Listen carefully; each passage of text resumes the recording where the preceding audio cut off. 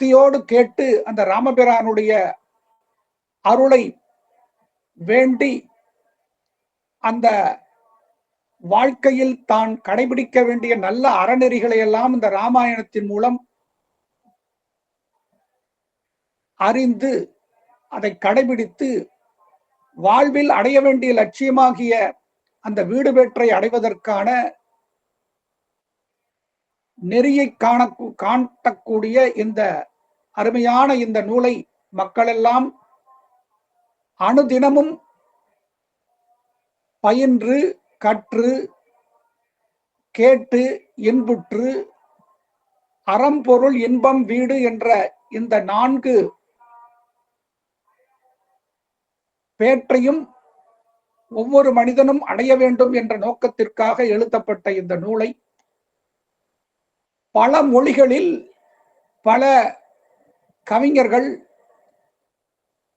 இந்த ராமாயணத்தில் கூறப்பட்ட அந்த சாராம்சத்தை எடுத்துக்கொண்டு அவரவர்களுடைய வட்டார மொழியில் அவரவருடைய பண்பாடு கலாச்சாரத்தை பின்பற்றி பல ராமாயணங்கள் தோன்றியது. அதில் முக்கியமான ராமாயணம் நம் கம்பர் எழுதிய கம்பராமாயணம் என்று பார்க்கிறோம். இந்த கம்பராமாயணம் வால்மீகி எழுதப்பட்ட அந்த நூலை அடிவற்றி எழுதப்பட்டாலும் கம்பர் தன்னுடைய காவியத்தில் பல இடங்களில் மாற்றியும் சேர்த்தும் நீக்கியும் பலவித மாற்றங்களை வைத்து இந்த ராமபிரானுடைய அந்த வரலாற்றை மிக அற்புதமாக 10,000 பாடலில் கொடுத்திருக்கிறார் என்று பார்க்கிறோம்.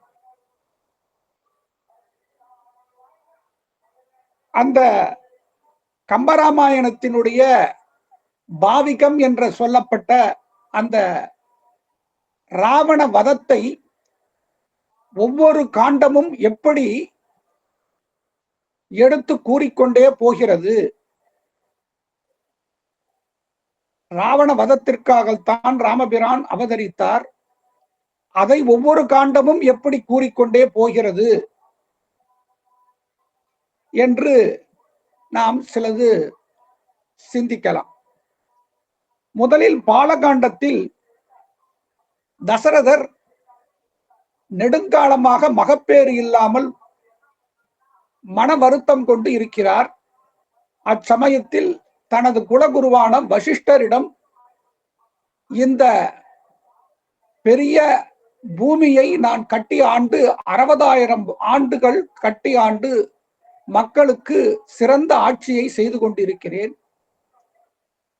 எனக்கு பின் இந்த மக்களை காப்பதற்கான ஒரு மகவு எனக்கு வேண்டும்.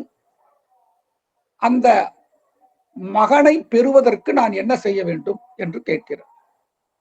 அப்பொழுது வசிஷ்டர் ஞான திருஷ்டியில் முன்பு நடந்த ஒரு சம்பவத்தை நினைத்து பார்க்கிறார். தேவலோகத்தில் இருக்கின்ற தேவர்களும் கைலாயத்தில் இருக்கின்ற சிவபெருமானும் பிரம்மலோகத்தில் இருக்கின்ற பிரம்மாவும் மகாவிஷ்ணுவிடம் போய் முறையிடுகிறார்கள். என்னவென்று, இந்த ராவணன் என்ற ஒரு அரக்கன் பலகாலம் தபம் செய்து 3000 வருடங்களுக்கு மேல் தன்னுடைய வாழ்நாளை நீட்டித்துக் கொண்டு எல்லா தேவர்களையும் எல்லா உலக மக்களையும் துன்புறுத்தி கொண்டிருக்கிறான். அவனிடமிருந்து எங்களை காப்பாற்ற வேண்டும் என்று மகாவிஷ்ணுவிடம் முறையிடுகிறார்கள். அப்பொழுது மகாவிஷ்ணு அந்த தேவர்களுக்கெல்லாம் ஆறுதலாக வருந்தல் வஞ்சர் தம் தலை அறுத்து இடர் தணிப்பேன் என்று வாக்களிக்கிறார். நீங்கள் வருந்தாதீர்கள், அந்த ராவணாதிகளை நான் அவதாரம் செய்து ராம அவதாரமாக பூமியில் அவதரித்து அந்த அரக்கர்களை எல்லாம் கொல்லுவேன் என்று கூறியதை ஞான திருஷ்டியில் வசிஷ்டர் அறிந்து அதை தசரதரிடம் கூறவில்லை. ஆனால் தசரதருக்கு மகவாக ராமர் அவதரிக்கப் போகிறார் என்பதை மகாவிஷ்ணு நிர்ணயத்தை அறிந்து கொள்கிறார். ஆகவே அவர் மகப்பேருக்கு உண்டான புத்திரகாமேஷ்டி யாகத்தை செய்து ராமர் அவதரித்து விடுகிறார். அவதரித்த பின் வளர்ந்து ராமன், பரதர், இலக்குவன், சத்ருக்கணன் இவர்கள் மிக ஆனந்தமாக வளர்கிறார்கள். வசிஷ்டரிடம் குலகுருவிடம் எல்லா விதமான கல்வியும் கற்று இளமை பருவத்தில் இருக்கும் பொழுது விஸ்வாமித்திரர் தனது வேள்வி காக்க தசரதரிடம் ராமரையும் லக்குவனையும் கேட்டு பெற்றுக்கொண்டு அவர்களை அழைத்து கொண்டு காட்டிடையே செல்லும் பொழுது ஒரு பாலைவனத்தில் தாடகை என்ற ஒரு பேரரக்கியை பார்த்து, இந்த தாடகை பல உயிர்களுக்கு துன்பத்தை கொடுத்து கொண்டிருக்கிறாள், அவளை நீ வதம் செய்ய வேண்டும் என்று கூறுகிறார்.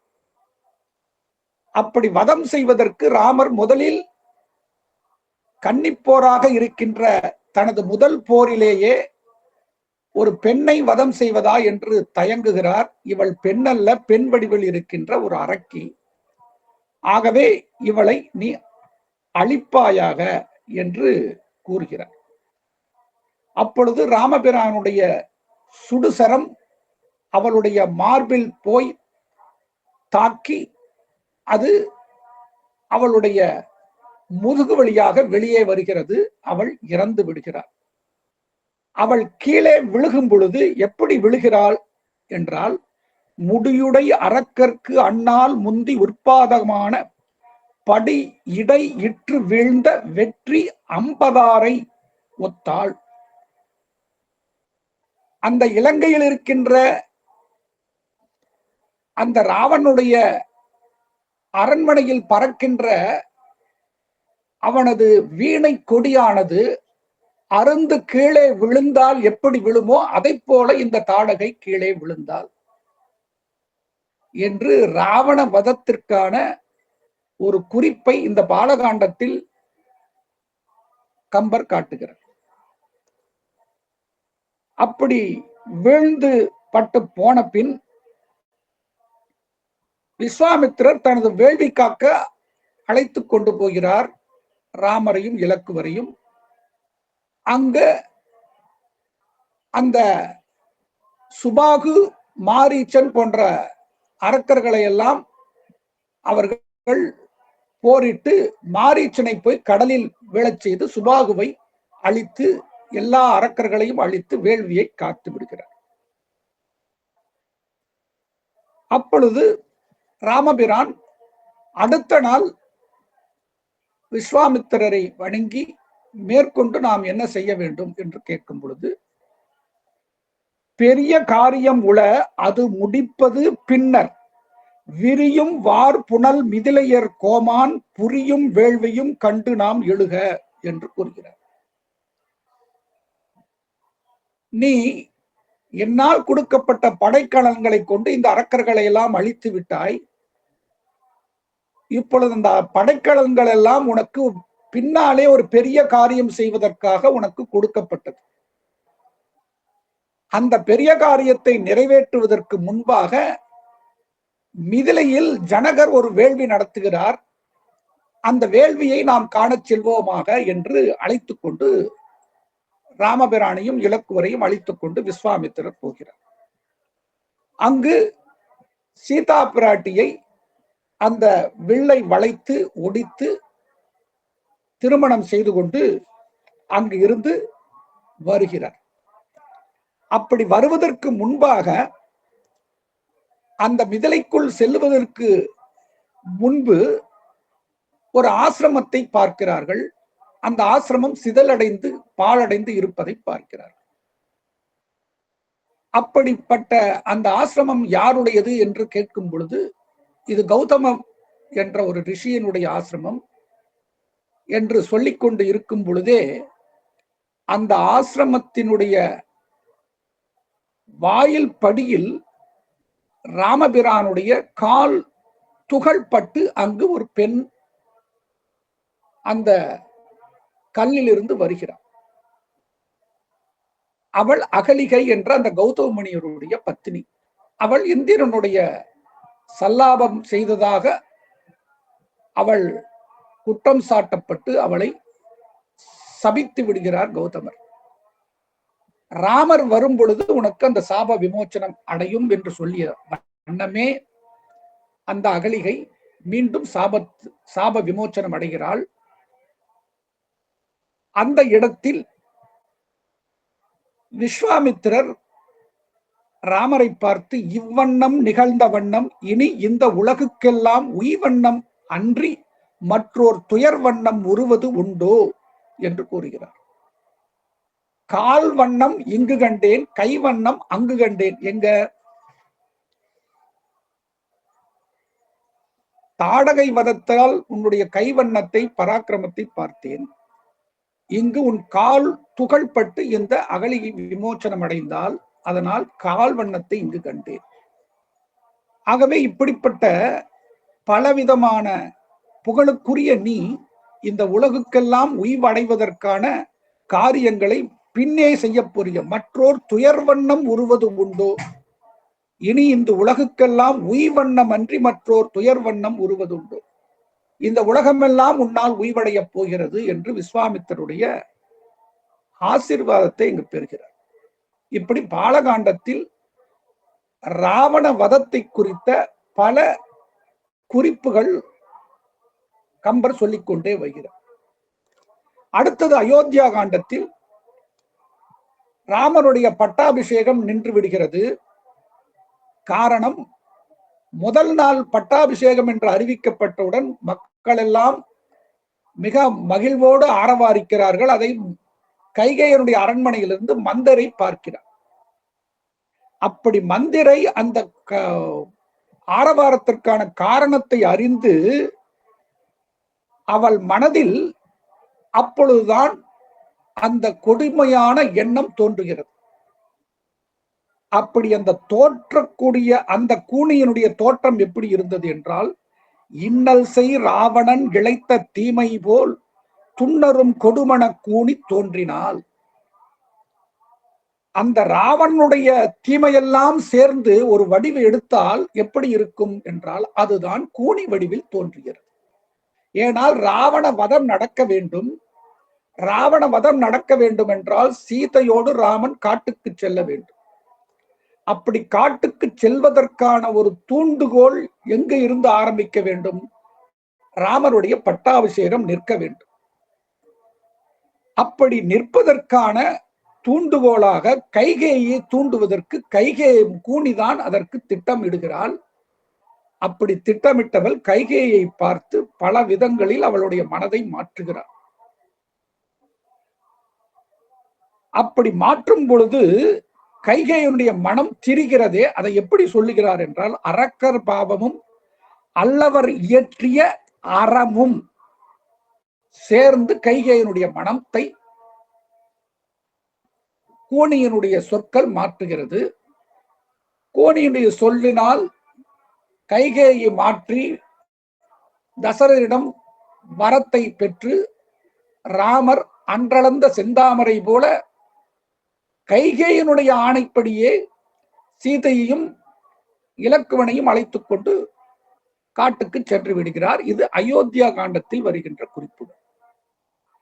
பிறகு அது அப்படியே குகனை கண்டு, பரத்வாஜ முனிவரை கண்டு, சித்திரகூடத்தில் இருந்து இதெல்லாம் கதை போகிறது. பிற ஆரண்ய காண்டத்தில் தண்டகாரண்யத்தில் அவர்கள் பஞ்சவடியில் தங்கிக் கொண்டிருக்கும் பொழுது சூர்பனகை வருகிறார் ராமபிரானுடைய அழகை கண்டு. அப்படி அவளுடைய சூர்பனகை ராமனை பார்க்க அந்த ஆசிரமத்துக்கு அந்த குடிலுக்கு வருகின்ற நேரம் அவளுடைய வருகை எப்படி இருந்தது என்றால், நீல மாமணி நிற நிருதர் வேந்தனை மூலம் நாசம் பெற முடிக்கும் மொயம்பினால் என்று சூர்பனகையை அறிமுகப்படுத்துகிறான் கம்பன். ராமனுடைய அழகை கண்டு மயங்கி வருகின்ற சூர்பனகையை ஏன் அவ்வாறு கம்பர் அறிமுகம் செய்ய வேண்டும் என்றால், இங்கு சூர்ப்பனகை மூக்கறுபட்டு அவள் சீதையை கடத்த முயற்சி செய்யும் பொழுது அவள் தண்டிக்கப்பட்டு அவள் கரதூஷணாதிகளை எல்லாம் அழைத்து வந்து கரதூஷணாதிகள் 14,000 பேரையும் அழித்து விட்டு ராவனிடம் சென்று சீதையை பற்றி வர்ணிக்கிறாள். அப்படி வர்ணிக்கும் பொழுது ராவணன் சீதையை கடக்க முயற்சிக்கிறான். அப்படி சூர்ப்பனகை முதலில் ராமனை பார்க்கிறாள். பிறகு ராமன் அவளை விளையாட்டாக பல விஷயங்களை பேசுகிறான். பிறகு லக்குவனிடம் பார்க்கிறான். இலக்குவன் மாறி மாறி இருவரும் அவளை கேலி செய்கிறார்கள். பிறகு அடுத்த நாளும் வருகிறாள். அப்பொழுது ராமனும் இல்லை, இலக்குவனும் தூரத்தில் இருக்கும் பொழுது சீதையை பார்த்து விடுகிறார். இந்த சீதை இருப்பதனால் தானே ராமன் தன்னை மணக்க மாட்டுகிறான் என்று அந்த சீதையை அழிக்க முயலுகிறாள். அப்படி முயலும் பொழுது மீன் சுடர் விண்ணும் மண்ணும் விரிந்த போர் அரக்கர் என்னும் கார் சுடர் முளைத்த கற்பின் கணலியை கண்ணில் கண்டார். அந்த சீதையை பார்த்த அந்த சூர்ப்பனகை எப்படி பார்த்தாள் என்றால், இந்த எல்லா உலகிலும் விருந்து கடக்கிறது இந்த அரக்கர்களுடைய ஆளுமை. நட்சத்திரங்களை தாண்டி சொர்க்கலோகம், தேவலோகம், கைலாயம் வரை இவர்களுடைய ஆளுமை இருப்பதால் எல்லா மும்மூர்த்திகளும் இவர்களுடைய ஆளுமைக்கு அடங்கி கிடக்கிறார்கள். அந்த அரக்கர்கள் கான் சுட முளைத்த இவர்களை எல்லாம் அழிப்பதற்காக ஒரு காட்டில் ஒரு சுடர், ஒரு தீ முளைத்ததா. எது இந்த அரக்கர்களை எல்லாம் மொத்தமாக அழிப்பதற்கு ஒரு தீ முளைத்ததை போல இருந்தால்தான் அந்த கற்பின் கணலியை, கற்பே நிறைந்த கனல் போன்ற அந்த கற்பை கொண்டுள்ள சீதையை கண்டாள் என்று பார்க்கிறோம். இப்படி ராவணனோடு உடன் பிறந்தே கொள்ளும் வியாதியாக இந்த சூர்ப்பனகை அந்த அரக்கல் குலத்தில் தோன்றினாள் என்பதையும் பார்க்கிறோம். இலக்குவன் சூர்ப்பனகையினுடைய மூக்கையும் அவனுடைய மார்பையும் அரித்து விடுகிறான். இது எப்படி இருந்தால் என்றால், ராவணன் மணியுடை மகுடத் தழைத்து உயிர் துமித்தற்கு நாள் கொண்டது ஒத்தது ஓர் தன்மை. அந்த சூர்ப்பனுடைய மூக்கையும் மார்பையும் காதையும் வெட்டிய அந்த நேரம் ராவனுடைய மகுடத்தை துமித்ததற்கு ஒரு நாள் குறித்தது போல அந்த நிகழ்வு நடந்ததாக கம்பர் காட்டுகிறார். தேவர் செய்த தவத்தினால் இந்த மாரீச்சனை பின்தொடர்ந்து சென்ற ராமனை தேடிக்கொண்டு சீதை இலக்குவன் செல்லுகிறான். அப்படி செல்லுகின்ற நேரத்தில் தேவர்கள் செய்த தவத்தினால் செம்மல் ஏகினார். யார் ஏகினா? இலக்குவன் ஏகினார். இலக்குவன் அங்கு ஏகலினா ராவணன் சீதையை அபகரித்து இருக்க மாட்டான். அப்போ தேவர்களுடைய தவத்தினால் தான் அந்த நிகழ்வு நடந்தது என்று சீதையினுடைய தூண்டுதலினால் ராமனும் இலக்குவனும் அந்த இடத்தை விட்டு நகர்ந்ததற்கான குறிப்பை காட்டுகிறார். பிறகு கிட்கிந்தா காண்டத்தில் ராமனும் சுக்ரீவனும் நட்பு கொள்கிறார்கள் ஒருவர். மீட்டும் வாழ் அரக்கர் என்னும் தீவினை வேரின் வாங்க கேட்டு உணர் கல்வியோடு ஞானம் கிடைத்தது ஒத்தார். இப்பொழுது சீதையை தேடிக்கொண்டு ராமனும் இலக்குவனும் அப்படியே காடு காடாக நதிகளாக அப்படியே கடந்து சென்று கொண்டிருக்கிறார்கள். விராதன் என்ற ஒரு அரக்கனை பார்க்கிறார்கள், அவரை அழைக்கிறார்கள். பிறகு சபரியை பார்க்கிறார்கள். சபரி சுக்ரீவன் இருக்கின்ற அந்த மலை ரிஷமுக பர்வம் எங்கிருக்கிறது என்று காட்டுகிறார். அந்த ரிஷமுக பர்வத்தை தேடிக்கொண்டு வரும் பொழுது சுக்ரீவன் பயந்து அனுமனை அனுப்புகிறார். அனுமன் இவரை சந்தித்து இவர்கள் யார் என்று அறிந்து கொண்டு, இவர்கள் எந்த காரியத்திற்காக வந்தார்கள் என்றும் அறிந்து கொண்டு, அந்த ஆஞ்சநேயருடைய அதிநுட்பமான புத்தியை அறிந்து அந்த சுக்ரீவனுடைய சக்கியத்தை, நட்பை அனுமன் ராமனுக்கு ஏற்படுத்தி கொடுக்கிறார். பிறகு சுக்ரீவனும் ராமனும் ஒருவரோடு ஒருவர் சந்தித்து இருவருடைய துக்கத்தையும் ஒருவரோடு பரிமாறிக்கொள்கிறார். வாளியினால் விரட்டப்பட்ட சுக்ரீவன் துக்கத்தில் இருக்கிறான். ராவணனால் சீதை அபகரிக்கப்பட்டதனால் ராமனும் துக்கத்தில் இருக்கிறார். இங்கு ஒருவரோடு இறைந்தது எப்படி இருக்கிறது என்றால், அந்த அந்த அரக்கர்களுடைய தீவினை எல்லாம் வேரோடு அழிப்பதற்காக கல்வியும் ஞானமும் சேர்ந்து, கல்வி என்பது அறிவது, அந்த அறிவை அனுபவத்துக்கு கொண்டு வருவது ஞானம். அப்படி இந்த ராவணனை அழிப்பதற்கான அனைத்து வானர சேனைகளையும் கூட்டி அந்த வானர படையோடு சென்று அந்த ராவணனை அழிப்பதற்கான உதவியை செய்ய போகிறான் சுக்ரீவன்.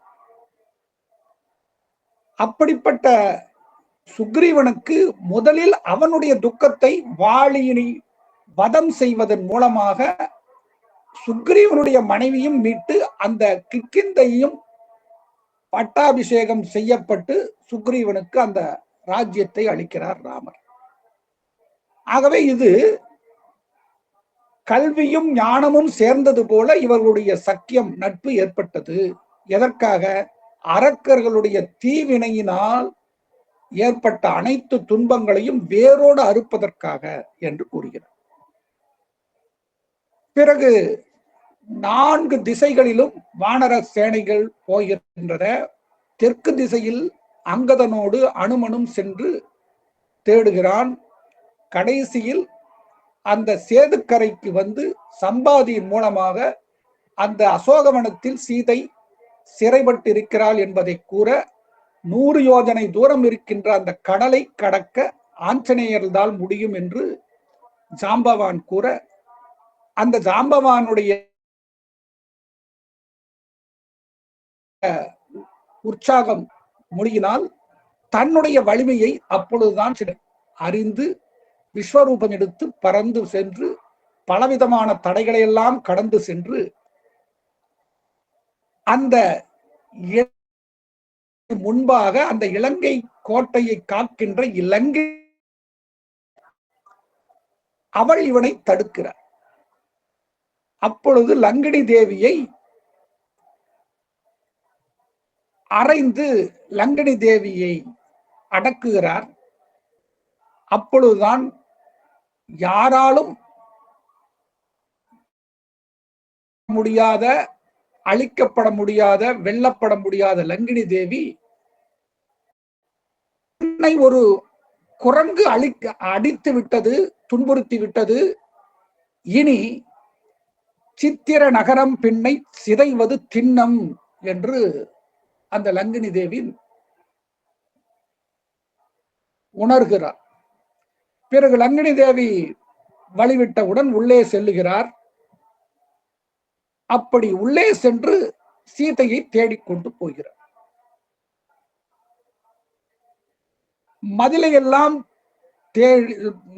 மதில்களிலெல்லாம் தாண்டி சிறு உருவம் எடுத்துக்கொண்டு அரக்கர்களுடைய பல இடங்களை எல்லாம் தேடிக்கொண்டு போகிறார்.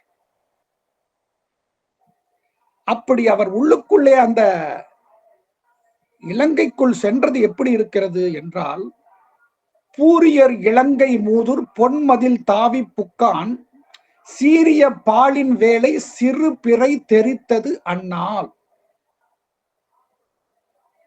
அதாவது பெரும் மதில் சுவரை கொண்ட அந்த இலங்கை கோட்டைக்குள் சிறு உருவம் கொண்டு, ஏனால் மற்றவருடைய கண்ணில் படக்கூடாது என்று அந்த சிறு உருவம் எடுத்துக்கொண்டு உள்ளே சென்ற அந்த ஆஞ்சநேயருடைய அந்த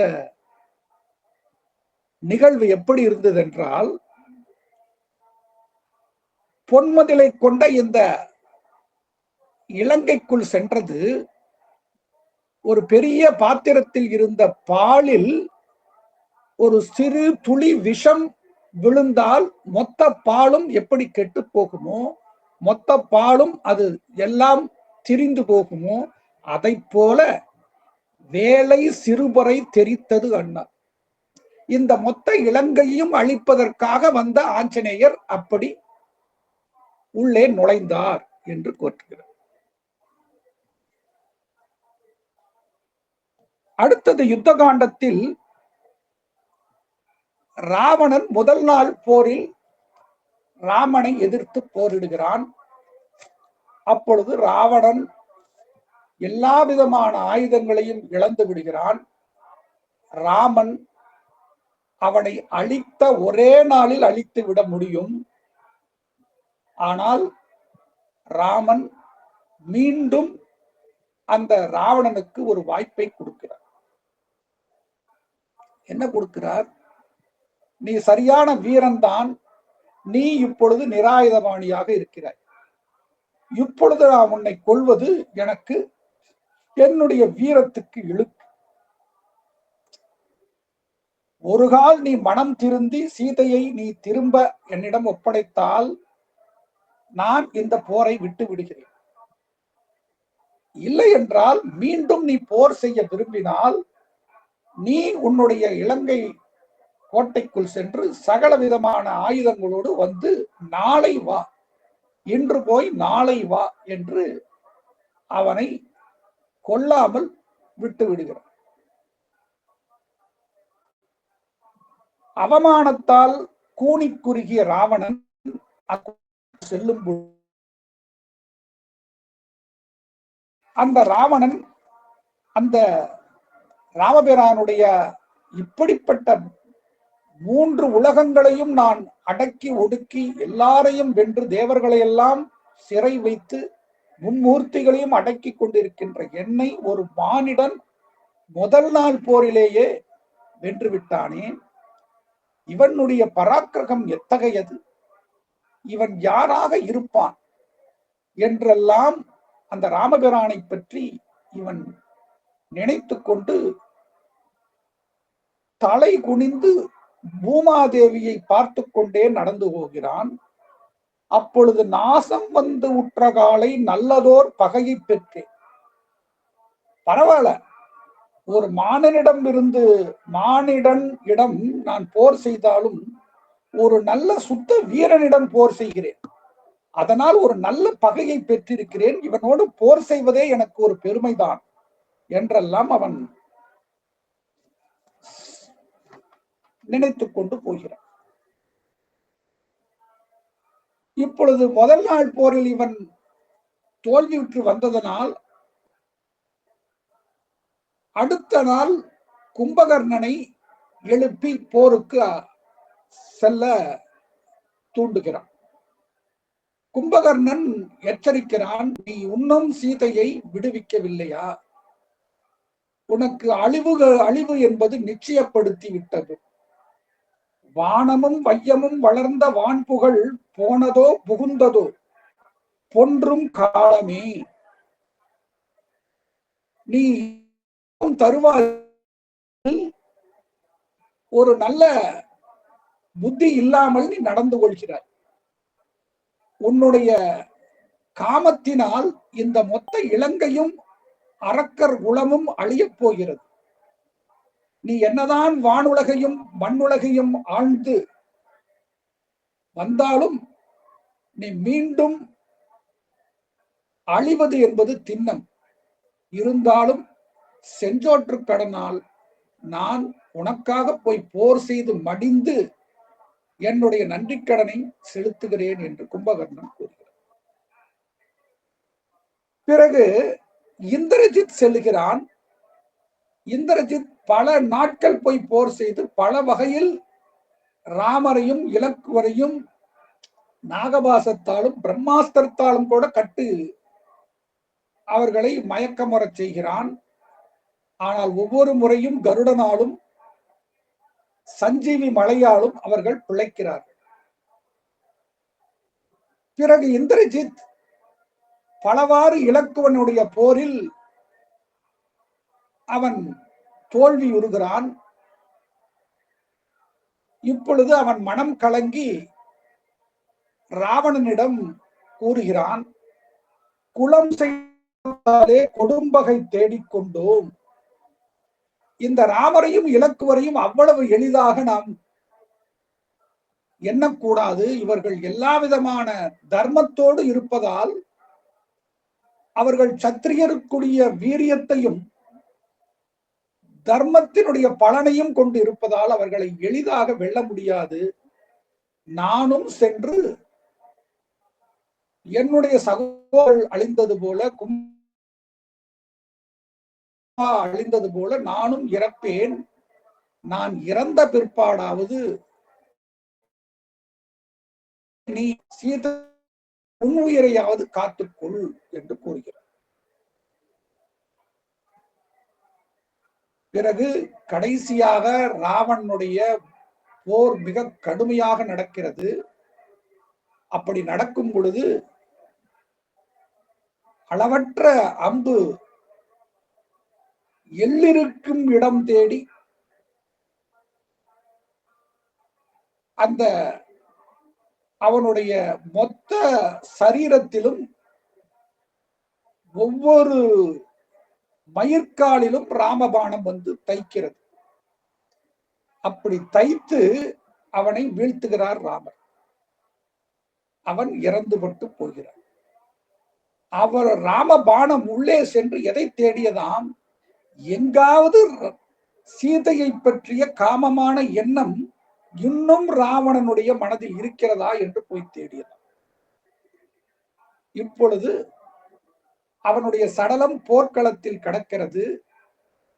மண்டோதரி வருகிறார். வந்து ராவணனுடைய அந்த சடலத்தின் மீது விழுந்து அழுகிறார்.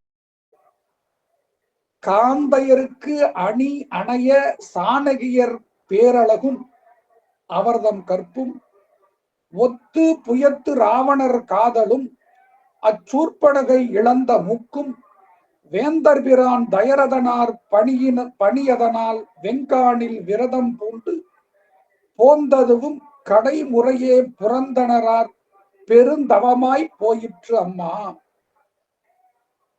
நீ இப்படி போர்க்களத்திலேயே எல்லா உலகத்தையும் வென்று மும்மூர்த்திகளையும் தேவர்களையும் உன்னுடைய காலடியில் பணியாட்களாக வைத்து, அரம்பரையெல்லாம் உன்னுடைய சேடியர்களாக வைத்து 33 ஆயுளை கொண்ட நீ இப்பொழுது இந்த இலங்கை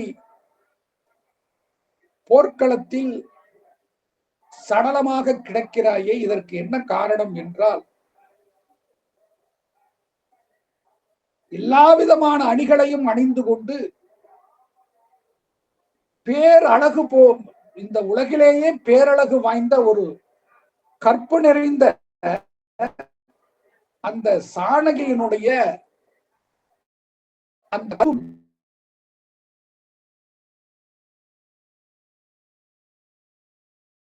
மேல் கொண்ட ராவணனுடைய அந்த காமமும், அந்த காமத்துக்கு காரணமாகிய சூர்படகையை இலக்குவன் காதை அறுத்ததாலும் மூக்கை அறுத்ததாலும், தயரதன் ஆணையனால் இந்த வனவாசத்திற்கு சீதையோடு ராமன் புறப்பட்ட வந்த காரணங்களாலும் தான் இப்பொழுது இந்த போர்க்களத்தில் மடிந்து கிடக்கிறாய் என்று இந்த மண்டோதரி அளிக்கிறார்.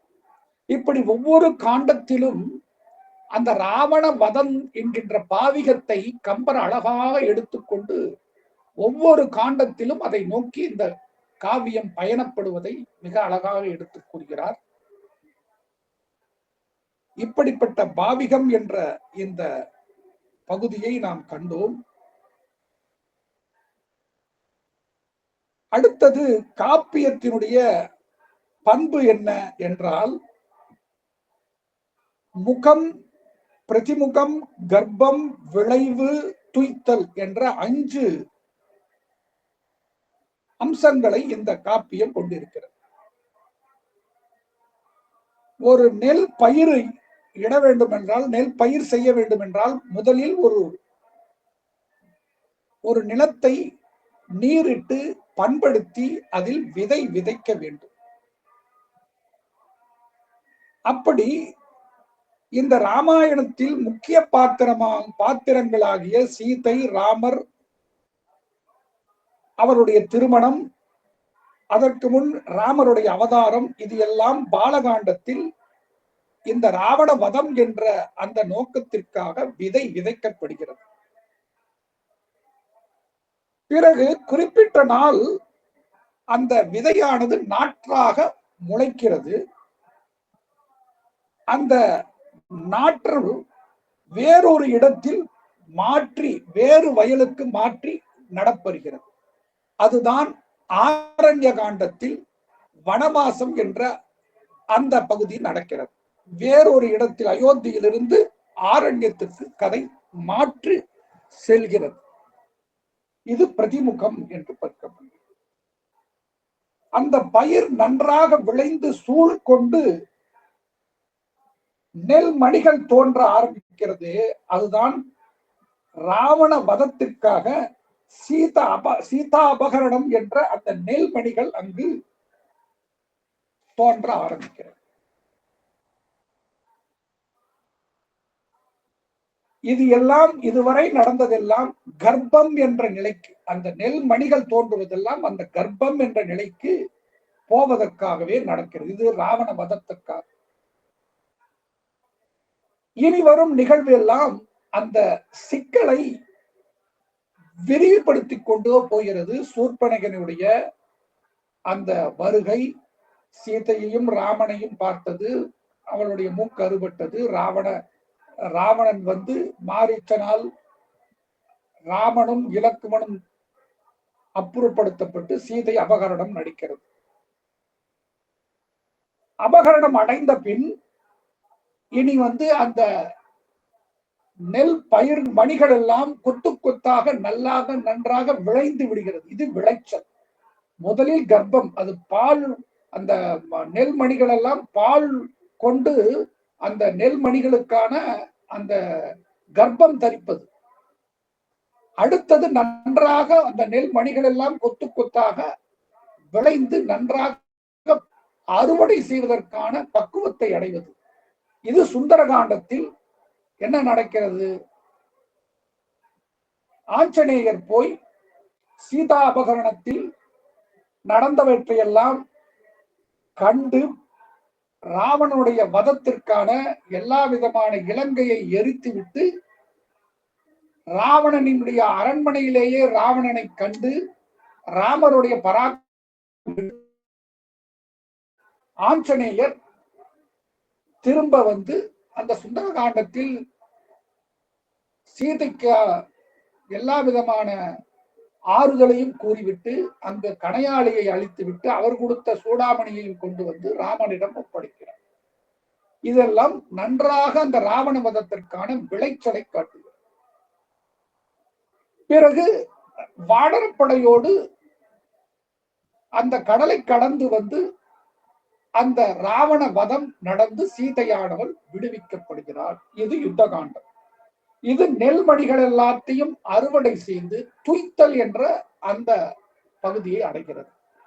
இதற்கு நடுவிலே கிட்கிந்தா காண்டம் என்ற ஒரு பகுதி வருகிறது. அது என்ன என்றால், நன்றாக வயலில் பயிர்கள் வளரும் பொழுது அந்த வரப்புகளில் களைகள் வளர ஆரம்பிக்கிறது. அந்த களைகளை எல்லாம் பிடுங்கி அந்த பயிரை காப்பது போல வாலிவதம் கிட்கிந்தா காண்டத்தில் நடக்கிறது. இப்படியாக இந்த காப்பிய பண்பனுடைய அம்சத்தை நாம் பார்க்கிறோம். இந்த காப்பியத்தில் கம்பன் என்னென்ன மாறுதலைகள் எல்லாம் செய்தார், கம்பனுடைய தனிச்சிறப்பு என்ன என்று பார்த்தால், வால்மீகி ராமாயணத்துக்கும் கம்பனுக்கும் என்ன வேறுபாடுகள் அங்கங்கே இருக்கிறது. தசரதன் மிதிலைக்கு செல்லுகின்ற ராமனுக்கும் சீதைக்கும் திருமணம் என்ற செய்தி ஜனகர் மூலமாக, ஜனகருடைய தூதுவர்கள் மூலமாக தசரதர் கேள்விப்பட்டு அந்த அயோத்திவாழ் மக்களோடு அந்த மிதிலைக்கு புறப்பட்டு செல்கிறார். அப்படி செல்லுகின்ற விஷயத்தை வால்மீகி ராமாயணத்தில் 34 ஸ்லோகத்தில் சொல்லி முடித்து விடுகிறார். ஆனால் இங்கு 300 பாடல்களில் அந்த அயோத்திவாழ் மக்கள் அயோத்தியிலிருந்து மிதிலைக்கு செல்லுகின்ற வழியில் பலவிதமான இயற்கை காட்சிகளும், அவர்கள் அந்த மக்கள் எல்லாம் பலவிதமான கேளிக்கைகளும், அங்கங்கு அவர்கள் பலவிதமான விளையாடல்களும் செய்து கொண்டு போவதை எல்லாம் விளக்கி கொண்டிருக்கிறார். இது விரித்து கூறக்கூடிய பகுதியாக பார்க்கிறோம். அடுத்தது சுந்தரகாண்டத்தில் அனுமன் இலங்கையை எரித்துவிட்டு கிட்கந்தைக்கு பயணமான விவரத்தை, அங்க இலங்கையில எரிச்சிட்டு திரும்புறார் இல்லையா, இத வால்மீகி 780 வரிகளில் 780 ஸ்லோகங்களில் கூறுகிறார். ஆனால் இலங்கையிலிருந்து சீதையை பார்த்துவிட்டு ராமனை சந்திக்க வருகின்ற அந்த கட்டத்தில் கம்பர் 80 வரிகளில் முடித்து விடுகிறார். இலங்கையில் தீ வைத்துவிட்டு சீதையை பார்த்தவுடன் திரும்பவும் வேகமாக ராமனை வந்து சந்திக்கிறார். இதை மிக சுருக்கமாக கம்பர் எடுத்து கூறுகிறார். அடுத்தது இந்த மாரீசனுக்கு பின்னே சென்ற ராமர் சீதையினுடைய வற்புறுத்தியதால் இலக்குவனும் துரத்தப்பட்டு ராமனை காண அந்த காட்டுக்குள் போய்விடுகிறார். அந்த ராமன் இலக்குவனை பார்த்து சீதையை விட்டுவிட்டு ஏன் வந்தாய் என்று கோபித்துக் கொள்கிறார். அப்படி இருவரும் சீதைக்கு என்ன நடந்ததோ என்று மிகவும் வருந்திக் கொண்டு அந்த பர்ணசாலையை நோக்கி வந்து சீதையை காணாமல் ராமர் புலம்புகிறார். அப்படி புலம்புவதை வால்மீகி ராமாயணத்தில் 258 வரிகளில் விஸ்தாரமாக அதை கூறுகிறார். ஆனால் கம்பர் 8 வரிகளில் அதை கூறி முடித்துகிறார். போனாங்க, பர்ணசாலையில காணோம். ராமர் வருந்தி சீதையை தேடிக்கொண்டு புறப்பட்டு விட்டார். அவ்வளவுதான். ஆனால் வால்மீகி இதை விரித்து கூறுகிறார், இங்கு சுருக்கி கூறுகிறார் கம்பர். அடுத்தது பரதன் தன்னுடைய தாய்மாமனுடைய நாட்டிலிருந்து திரும்ப வந்த பொழுது தனது தாய் செய்த சூழ்ச்சியால் ராமன் வனவாசத்திற்கு சென்று விட்டான் என்று கேள்விப்பட்டு அளவற்ற கோபம் கொண்டு தன் தாயை வசைபாடி கோசலையிடமும் தன்னுடைய மன வருத்தத்தை கூறிவிட்டு எல்லாம் அயோத்திவாழ் மக்களோடும் 4 வகை படையோடும் அவன் அந்த கங்கைக்கரைக்கு வந்து குகனுடைய அந்த நட்பையும் பெற்றுக்கொண்டு பரத்வாஜ ஆசிரமத்திற்கு வருகிறார்.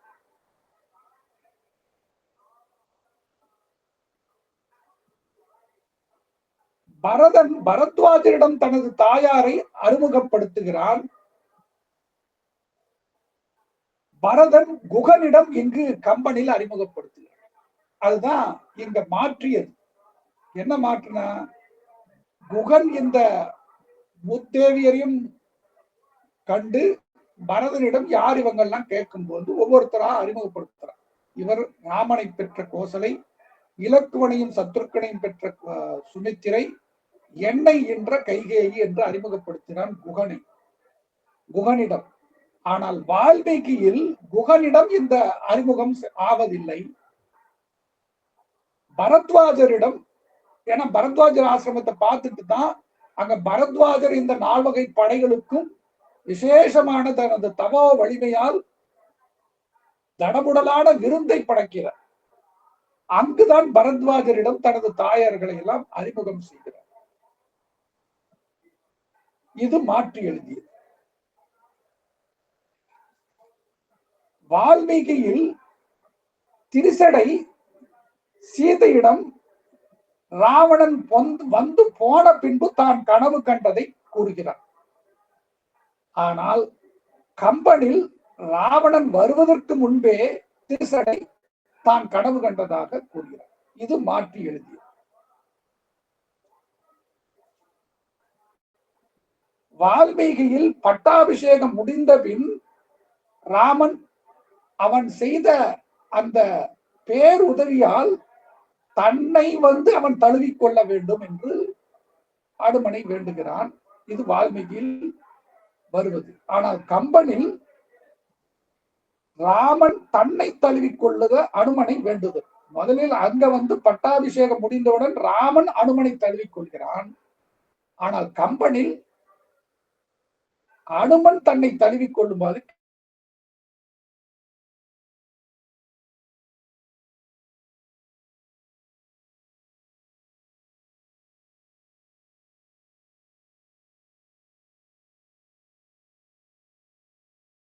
பலவிதமான புத்திமதிகளை சொல்லுவதோடு வால்மீகியில் முடிந்து விடுகிறது. பிறகு அவன் புறப்பட்டு போய்விடுகிறான்.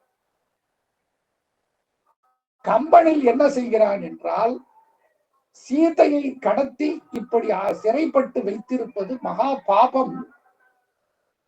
ராமர் அவதரித்து அவர் மகாவிஷ்ணுவுடைய அவதாரம் தான் என்று உணர்த்துவதற்காக இரண்யவதை படலத்தை இங்கு எடுத்து கூறி ராவணனுக்கு புத்தி புகட்டுகிறார். இது புகுத்தியது கம்பராமாயணத்தில்.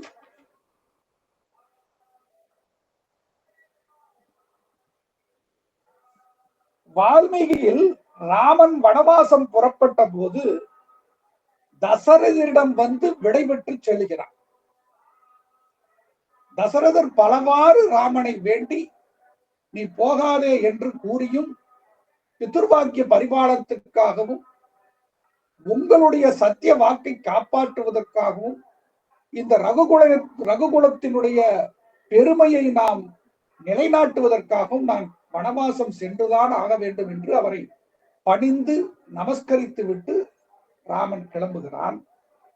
ஆனால் கம்பனில் இதை நீக்கிவிட்டு கைகேயிடமே தன்னுடைய தந்தையிடம் கூறிவிடுங்கள், நான் வனவாசம் செல்லுகிறேன் என்று சொல்லிவிட்டு கிளம்பி விடுகிறார்.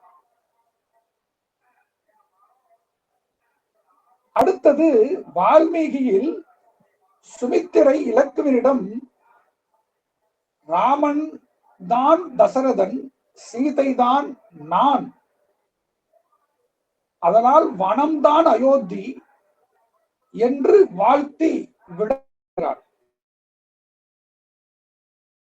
கம்பனில் என்ன சொல்கிறார் என்றால், மகனே நீ ராமனுடைய தம்பி என்ற பாவத்தில் செல்லக்கூடாது. எப்படி நீ அவனோடு செல்ல வேண்டும்?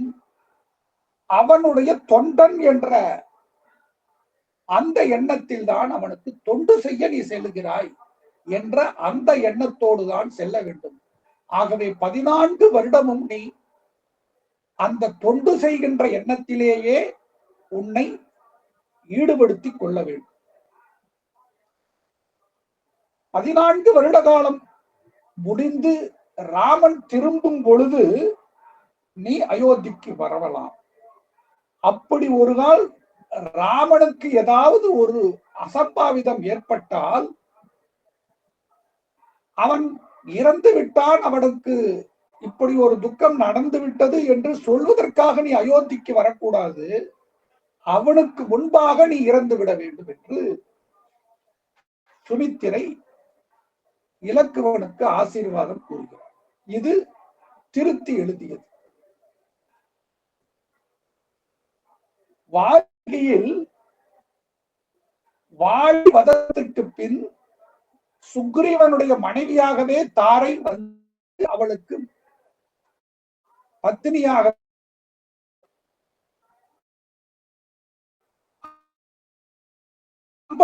விதவையாகவே ஒரு விதவையாகவே அளிப்பதாக கூறுகிறார்.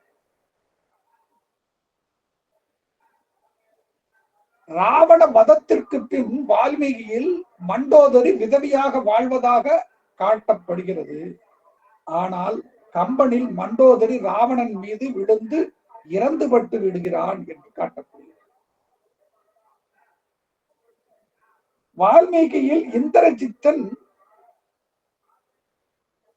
நாகபாசத்துக்கு ராமலக்குவர்களையும் கட்டுவிடுகிறான். ஆனால் கம்பனில் ராமன் கட்டுப்பட்டதாக காட்டவில்லை, இலக்குவன் மட்டுமே கட்டுப்பட்டதாக காட்டுகிறார். இப்படி நாகபாசத்தால் கட்டுப்பட்ட ராமலக்குவர்களை சீதை பார்ப்பதாக வால்மீகியில் கூறப்படுகிறது. ஆனால் கம்பனில் ராமலக்குவர்கள் மீது பிரம்மாஸ்திரம் ஏவிய பின் சீதை போர்க்களத்துக்கு அழைத்து வரப்பட்டு அந்த புஷ்பக விமானத்தில் திருசடையோடு அவர்கள் இறந்துபட்ட காட்சியை காண்டு சீதை அப்படியே அலறுகிறார். அப்பொழுது திருசடை என்ன சொல்லுகிறாள்? அவர்கள் இருவரும் இன்னும் இறக்கவில்லை, அவர்கள் இறந்திருந்தால் நீ கைம்பெண் ஆகியிருப்பாய், நீ கைம்பெண் ஆகியிருந்தால் ஒரு கைம்பெண்ணை இந்த புஷ்பக விமானம் தாங்காது. ஆகவே உன்னம் நீ கற்புடைய மாங்கல்யத்தை கழுத்தில் வைத்துக் கொண்டிருக்கின்ற ஒரு பெண்ணாக திகழ்வதால் தான் அவர்கள் இறக்கவில்லை என்று கூறுகிறேன் என்று ஆறுதல் கூறுகிறாள் என்று கம்பனில் பார்க்கிறோம். இப்படி பல வகையில் மாறுபட்டும் விரித்தும் சுருக்கியும் திருத்தியும் புகுத்தி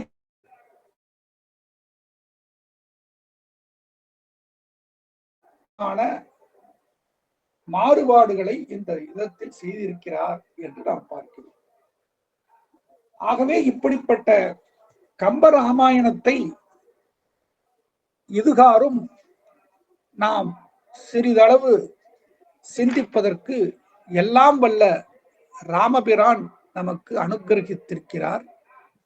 அவருடைய பூரண அருளோடு மேலும் வெந்தும் இந்த ராமபிரானுடைய அருளை இந்த ராஜபாளையம் முத்தமிழ் சங்கம் பெற்று பலவிதமான நல்ல கருத்துக்களை மக்களிடையே கொண்டு சேர்க்க வேண்டும் என்று கூறிக்கொண்டு இந்த வாய்ப்புக்கு அனைத்து சான்றோர்களுடைய அனுகிரகத்தையும் வாழ்த்தையும் நான் வேண்டி இத்துடன் நிறைவு செய்கிறேன். வணக்கம். மதிப்புறு முனைவர் கோவிந்தம்மாள் ஜோதி நடராசன் அவர்களை பணிவன்புடன் அழைக்கிறோம். அம்மா இருக்கீங்களா? நன்றி அம்மா. நன்றி நன்றி. தொடங்கலாங்க அம்மா. மிக்க அருமை ஐயா. ஏறத்தாழ ஒரு 45 மணி துளிகள் மகுடிக்கு கட்டுண்ட நாகங்களைப் போல இந்த ராஜபாளையம் அரங்கத்தை தங்களுடைய மந்திர சொற்களால் கட்டி வைத்திருந்தீர்கள். மிக மிக அற்புதமானதொரு தெய்வீக உரையை கேட்டதான ஒரு நிறைவை எங்களுக்கெல்லாம் அளித்திருக்கிறீர்கள். ஐயா அவர்களுக்கு முதலில் என்னுடைய வணக்கத்தை தெரிவித்துக் கொள்ளுகிறேன்.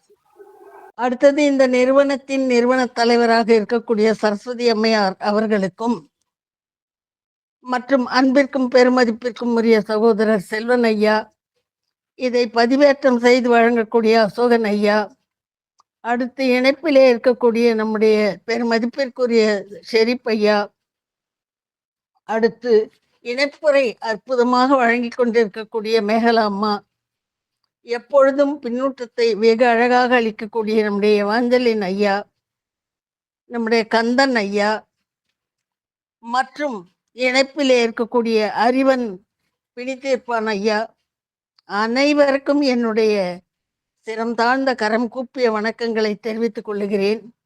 ஐயா அவர்கள் ஆற்றிய இந்த கம்பராமாயணத்தின் வரலாறு, மன்னிக்கவும், இராமாயணத்தின் வரலாறு என்ற பகுதியின் 2வது உரையான இந்த அரங்கத்திலே பாலகாண்டம் முதல் யுத்தகாண்டம் வரையிலும் எங்கெல்லாம் அந்த பாவிகம், அதாவது ராவண வதம் என்ற ராமாவதாரத்தின் குறிக்கோளை கம்பர் எப்படி ஒவ்வொரு காண்டத்திலும் குறிப்பாக நமக்கு உணர்த்தி கொண்டே செல்லுகிறார் என்பதை கூனியினுடைய தோற்றம் முதல் கொண்டு ஒவ்வொரு காண்டத்திலும் ஏறத்தாழ 6 காண்டம் இருக்கிறது என்றால் ஐயா அவர்கள் இந்திரஜித் போர் வரையிலும் இந்திரஜித் போராற்றி தன்னுடைய தந்தைக்கு கூறும் அறிவுரை வரையிலும் ஒரு 12 குறிப்புகளை வழங்கி இருக்கிறார்கள்.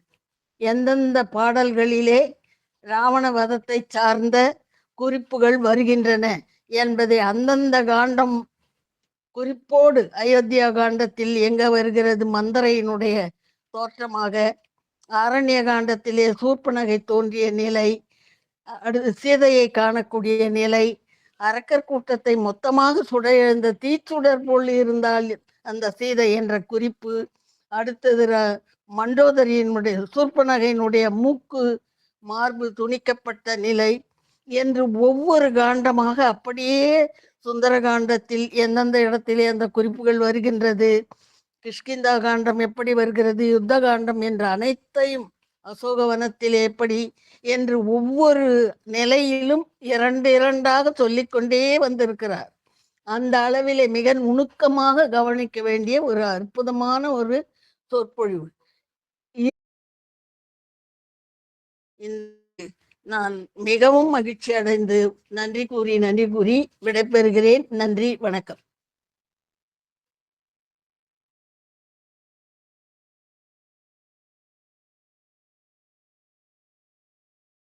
மேகலாமா. அடுத்தாக எவாஞ்சலி மனோகரன் ஐயா, நீங்க வாங்கய்யா. அம்மா உங்களுடைய பின்னோட்டம் மிக சிறப்பாக இருந்தது. ஐயா வாங்கய்யா. மனோகரன் ஐயா வாங்க. அனைவருக்கும் இனிய மாலை வணக்கம். இந்த அவையிலே நிறைய சான்றோர்கள் குழுமி இருக்கிறார்கள். கோவிந்தம்மாள் முதற்கொண்டு கவிக்கு ஐயா அவர்கள், அசோகன் ஐயா அவர்கள், திருக்குறள் செல்வன் அவர்கள், கந்தன் ஐயா அவர்கள் ஆக எண்ணற்ற சான்றோர் பெருமக்கள் எல்லோருமே தமிழிலேயே ஆழங்கால் பட்டவர்கள். சற்று முன் பேசிய அம்மா அவர்கள் ஐயாவின் உரையை பற்றி தெள்ளத் தெளிவாக ரசித்து மகிழ்ந்த அந்த நிகழ்வை பலபட விரித்து சொன்னார்கள். எதையுமே விட்டு வைக்கவில்லை. பின்னால் பேசுகின்ற நபர்களுக்கு ஒரு மிகப்பெரிய நெருக்கடி. எதை அவர் சொல்ல மறந்தார்? நானும் சிந்தித்து பார்க்கிறேன். எல்லாவற்றையுமே சொல்லிவிட்டாரே, நான் எதை சொல்வது? ஒரு விதமான திகைப்பு எனக்குள்ளே எழும்புகிறது. பேசியவர் காசி விஸ்வநாதன் ஐயா அவர்கள். சிவன், காசியில் இருக்கக்கூடிய இறைவன். இவர் ஒரு மிகப்பெரிய பாறையை எடுத்து வைத்துக் கொண்டு ராமாவதாரம் ஏன் நிகழ்ந்தது என்று நமக்கு அந்த பாறையிலே தேவையற்ற பகுதிகளை எல்லாம் வெட்டி வெட்டி வெட்டி வெட்டி சிதைத்து சிதைத்து சிதைத்து செதுக்கி செதுக்கி செதுக்கி ஒரு அழகான சிலையை நம் கண்ணை காட்டியிருக்கிறார். ஒரு படைப்பினுடைய மையம் அல்லது கரு அல்லது பாபிகம்.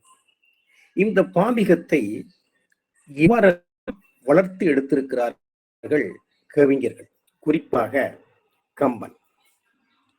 பாகாண்டம் தொடங்கி எல்லா இடங்களிலும் இதுதான் ஊடு சரடாக போய்கொண்டே இருக்கிறது. இந்த ஊடு சரடின் ஊடாகத்தான் கதை பயணப்பட்டு கொண்டே இருக்கிறது. அந்த ஊடு சரடிலே பல மலர்களை கம்பன் இணைத்திருக்கிறான். எல்லாமே பாத்திரங்கள், நிகழ்ச்சிகள். இடங்களிலே கம்பன் சுருக்கி இருக்கின்றான். எந்தெந்த இடங்களிலே அவர் விரித்து சொல்லியிருக்கிறார். ஆக ஒரு மிகப்பெரிய வேலையை கிட்டத்தட்ட ஒரு 6 மாதங்கள் இருந்து செய்ய வேண்டிய வேலையை 40-45 மணித்துளிகளுக்குள்ளாக தெளிவாக சொல்லி நம்முடைய சிந்தையிலே ராம அவதாரத்தை மிக தெளிவாக நிறுத்திவிட்டார். அவருடைய சொல்வன்மை கேட்டார் பிணிக்கும் தகையதாக என்பது உண்மை. அவருக்கு முத்தமிழ்ச் சங்கத்தின் சார்பாக என்னுடைய நெஞ்சார்ந்த நன்றியும் வாழ்த்தும் வணக்கம். அருமையா அருமை அருமை. சரிங்கம்மா, நான் என்னுடைய பின்னோட்டத்தை தொடர்றேன். தொடருங்க ஐயா, தொடருங்க. சரி, அருமை. யோனஞ்சலின் ஐயா அவர்கள் மிக சிறப்பானது பின்னோட்டி இருந்தாங்க. ஆஹ் இந்த இன்னைய நாளுக்காக தான் காத்திருந்தேன். இன்னைக்கு என்று ஒரு அருமையான ஒரு கதையை கேட்க போறவங்களுடைய எண்ணம் எனக்கு ஏற்கனவே வந்துடுச்சு. இன்னைக்கு காலையில இந்த பதிவை பார்த்த உடனே ஏற்கனவே இந்த ராமாயணம் எப்படி இந்த காவியம் எப்படி தோன்றிச்சு அப்படிங்கிறத இதுக்கு முன்னாடி நம்ம ஒரு நாள் இதுக்கு முன்னாடி ஒரு நாள் ஐயா காசிதன் ஐயா அவர்கள் மிக அருமையாக அதை முழுமையாக கேட்க முடியுது. இந்த ராமாயண கதை எப்படி தோன்றியது அப்படின்ட்டு. இன்னைக்கு முழுக்க முழுக்க அந்த ராமாயண கதை முழுமையா ஐயா பேசி அந்த 45-50 அந்த அந்த அந்த மணித்துளிகள் இந்த கதையை சிறப்பா ஆரம்பத்துக்கு கடைசி வரைக்கும் ஒரு ஒரு நேர்மையா அந்த அந்த கதையை முழுமையா அழகா நம்ம அழகா கேட்க முடிந்தது. இதுக்கு முன்னாடி நம்ம ராமாயணத்திலிருந்து நிறைய பேர் பேசியிருக்காங்க. அவங்க இந்த சபரி படலம், சுக்கிரீவன், இந்த மாதிரி ஒவ்வொரு பகுதியா பேசுவாங்க. இன்னைக்கு ஒரு உணர்வு என்ன, அதெல்லாம் ஒரு ஒரு பகுதியா அந்த அந்த பாடல்கள், அந்த கதைகள் அவங்க அதை ரொம்ப ஆழமா அந்த ஒரு 45 நிமிடம் விளக்குவாங்க. இன்னைக்கு நம்ம சின்ன வயசுல கதை கேட்கிற மாதிரியே அவரு கம்பராமா எழுதியிருக்காரு. வட இந்தியாவில் வால்மீகி ராமாயணத்தையும் படிச்சு, கம்பராமாயணத்தையும் படிச்சு, ஏன்னா கதைகள் தான் நம்ம கதைகள் தான் படிப்போம். அதுக்கு உள்ள ரொம்ப ஆழமா போய் ஆராய்ச்சிலாம் ரொம்ப பண்ணிருக்க மாட்டோம். பாருங்களேன், அது உள்ள கம்பர் எந்தெந்த இடத்தெல்லாம் தேவையில்லாதெல்லாம் அந்த மார்ஜன் படத்துல 758 வரிகள் இந்த பாடலை கம்பர் 8 வரியில சுருக்கியிருக்காரு அப்படின்னு. அவர் ரொம்ப புலம்புனது வேண்டாம், இவ்வளவு வேண்டாம், அப்படி எவ்வளவு ஆழமா அதை கதையும் பாதிக்காம, கதையோட அதை போக்கும் தன்மையும் மாறாம கம்பர் எப்படிலாம் அதை ஒரு நம்ம ஏன்னா முதலாவது ஒருத்தர் ஒரு பெரிய கதை எழுதியிருந்தா அது 2வது படிக்கும் போதுதான் தெரியும். அது நன்றியா. வேற யாராவது பின்னூட்டம் வழங்கலாம். நன்றி, வணக்கம். கண்டம்